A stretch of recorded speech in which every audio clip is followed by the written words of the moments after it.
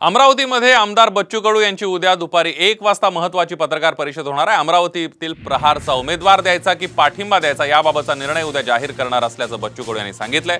अभिजित अडसूळ आणि आमचं टार्गेट एकच असून ही लढाई लोकशाहीचं पतन करणाऱ्यांविरोधात आहे असं म्हणत बच्चू कडू यांनी नवनीत राणांवर निशाणा साधलाय। दरम्यान वर्ध्यामध्ये चाचपणी करणार असून अहवाल आल्यानंतर वर्धा लोकसभेच्या जागेबाबत भूमिका जाहीर करणार असल्याचं सुद्धा बच्चू कडू म्हणाले। ते आता पहिले तर उद्या आम्ही निश्चित करतोय आणि मग कोणाला सोबत घ्यायचं ते ठरवू।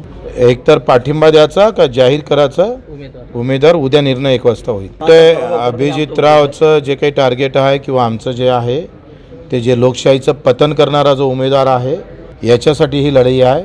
ही निवडणूक नाही लढाई म्हणून स्वीकारू। मी 2 तारखेपर्यंत माझी स्वतःच्या 2 टीमा आम्ही वर्धेत पाठवलेल्या आहे। 2 तारखेचा रिपोर्ट आमच्या हाती 11-12 वाजेपर्यंत येईल आणि त्या संदर्भात कार्यकर्त्याच्या बैठक घेऊन निर्णय घेऊ।